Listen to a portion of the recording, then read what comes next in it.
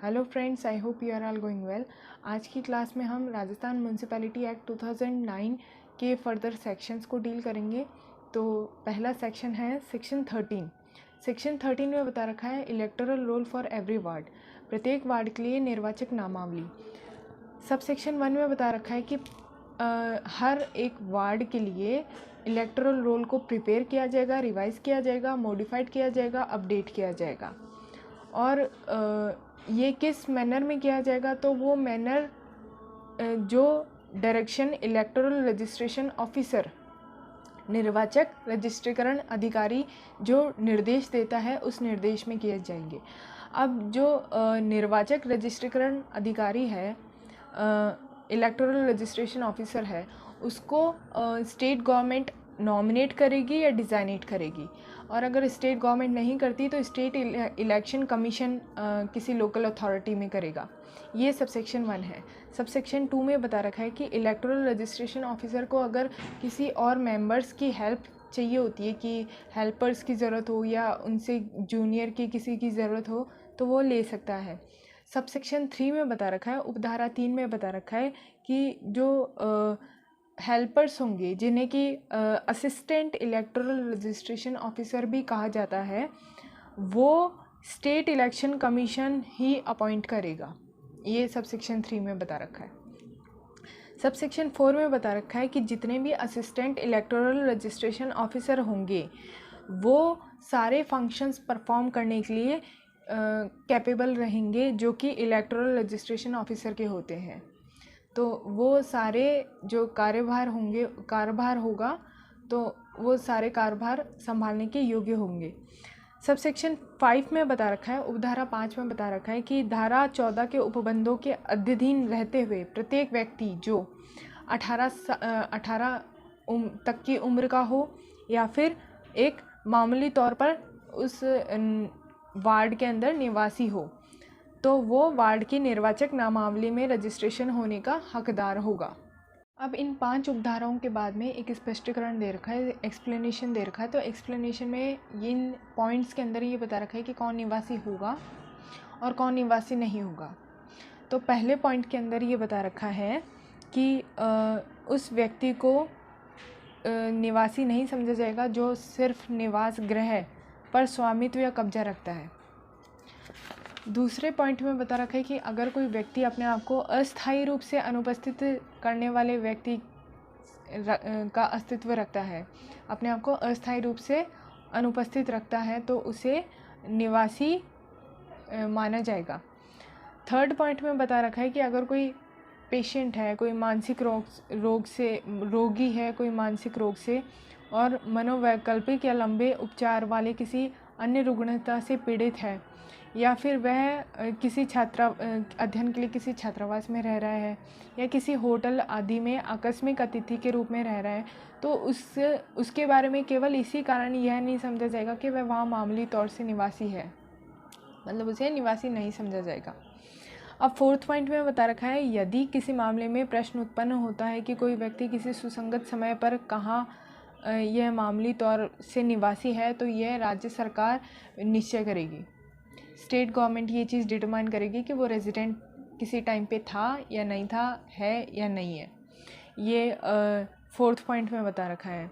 Fifth point में बता रखा है कि जो मेंबर ऑफ पार्लियामेंट होंगे या स्टेट लेजिस्लेचर के जो मेंबर होंगे, तो जब तक उनका समय काल पूरा नहीं हो जाता वो उस एरिए से नहीं जा सकते अपनी प्रॉपर्टी बेचकर या अपना दूसरा किसी एरिए में रेजिडेंट बना लेना। तो ये चीज़ प्रोहिबिशन में है, निषेध में है इस उपधारा की वजह से।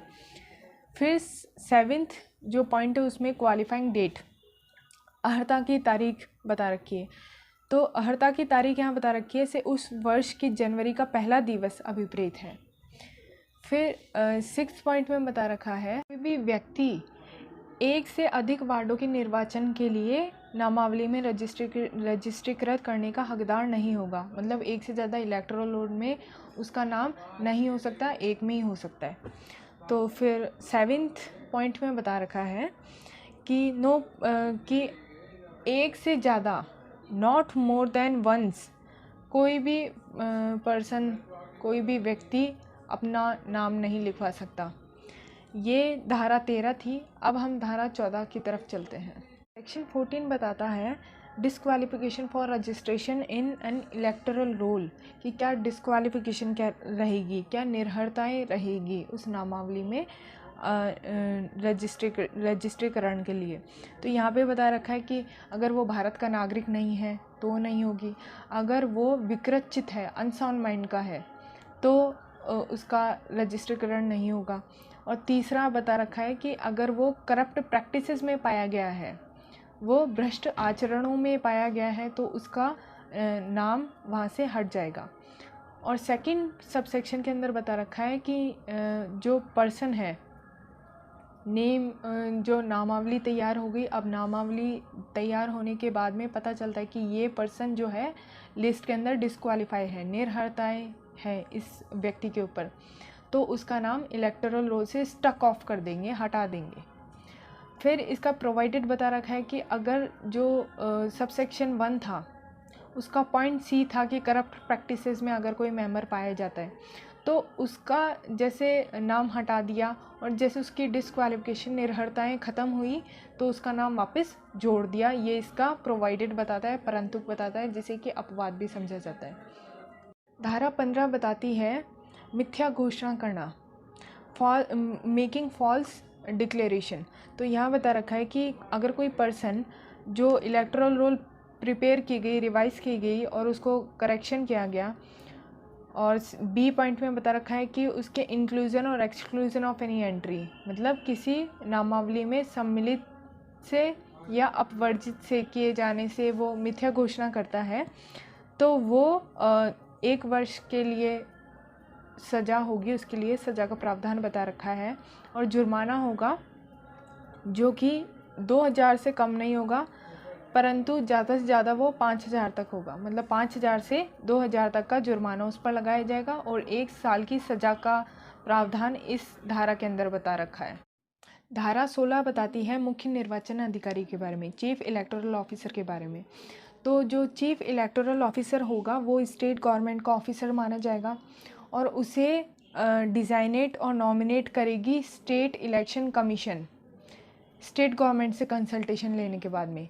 मतलब राज्य निर्वाचन आयोग राज्य सरकार के परामर्श से इसे पदाभिहित और नाम निर्दिष्ट करेगी। ये उपधारा पहली थी। उपधारा दूसरे में बता रखा है कि जो राज्य निर्वाचन आयोग के अधीक्षक निर्देशन और नियंत्रण रहेगा के अधीन रहते हुए मुख्य निर्वाचन अधिकारी का काम होगा कि वो नामावलियों की तैयारी करे, पुनरीक्षण करे और शुद्धि का पर्यवेक्षण करे। ये फर्स्ट पॉइंट में उसका काम बता रखा है।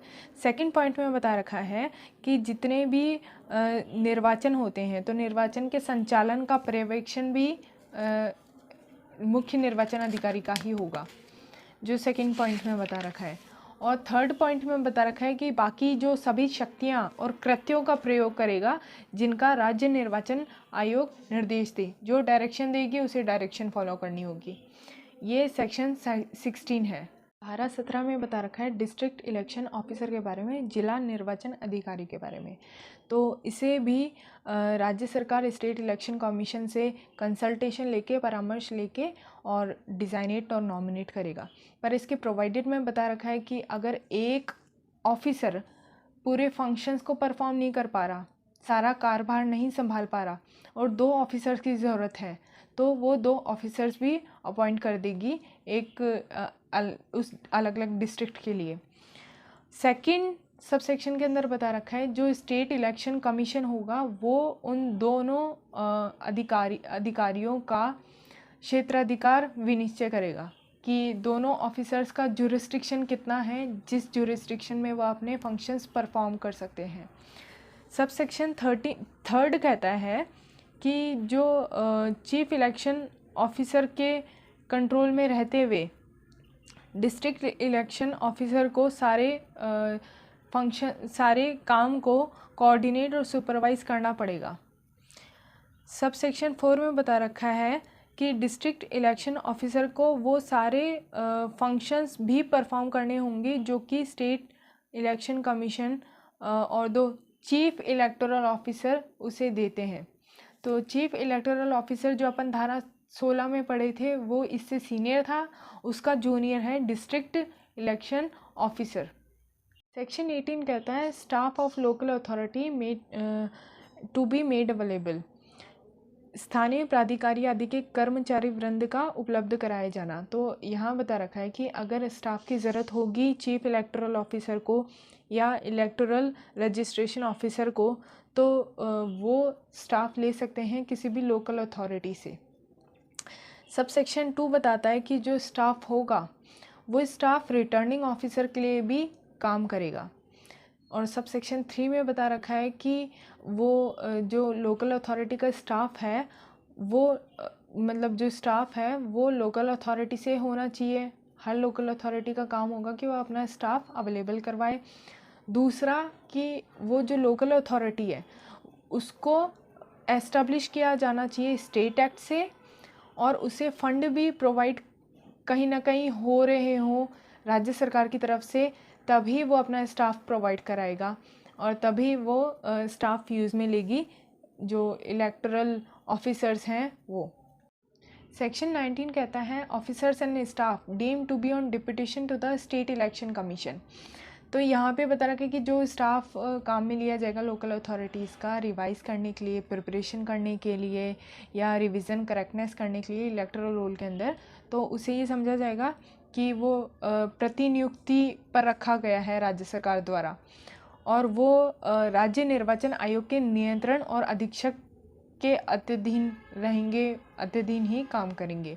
ये धारा 19 कहती है। धारा 20 कहती है निर्वाचक नामावली की तैयारी करने में आदि से संसक्त पदीय कर्तव्यों का भंग, breach of official duty in connection with the preparation of electoral roll, कि अगर जो स्टाफ के मेंबर्स थे उन्होंने किसी इलेक्टोरल रोल में कोई ऐसा एक्ट किया कि उन्होंने गलत नाम रख दिया, गलत नाम लिख दिया या ओमिट कर दिया कि जिनका नाम लिखना था उन्होंने नहीं लिखा, कार्यलोप कर दिया, तो उनके लिए यहाँ पे पनिशमेंट बता रखा है। तो पनिशमेंट बता रखा है कि सज़ा होगी, जेल की सज़ा होगी जो कि 3 महीने तक होगी और बढ़ भी सकती है वो 2 साल तक। और साथ ही साथ जो फ़ाइन लगाया जाएगा वो 2000 से 1000 तक फ़ाइन लगाया जाएगा, जुर्माना लगाया जाएगा। उपधारा 2 बताती है कि कोई भी वाद, कोई भी सूट नहीं लाया जाएगा अगर कोई मेंबर कोई एक्ट और ओमिशन से ब्रीच ऑफ ऑफिशियल ड्यूटी करती है तो कोई सूट नहीं लाया जाएगा। और सब सेक्शन 3 बताती है कि अगर सूट लाया भी जाता है तो वो कंप्लेंट के थ्रू लाया जाएगा, और कंप्लेंट अगर किसी ऑर्डर या किसी अथॉरिटी से हो, स्टेट इलेक्शन कमीशन की तरफ से हो या चीफ इलेक्टोरल ऑफिसर की तरफ से हो या डिस्ट्रिक्ट इलेक्शन ऑफिसर की तरफ से हो, तो इनकी तरफ से अगर कंप्लेंट फाइल की गई है तो प्रोसीडिंग चलेगी, कार्रवाई चलेगी, नहीं तो नहीं चलेगी। अब आगे के सेक्शंस को हम नेक्स्ट क्लास में डील करेंगे। और साथ ही साथ मैं ये गलतफहमी रख लेती हूँ कि आप साथ ही इस अधिनियम को वीडियो के साथ देखते होंगे, खोलकर उसे पढ़ते होंगे। तो अगर आपको वीडियो अच्छी लगी हो तो please like, share, subscribe. Thank you.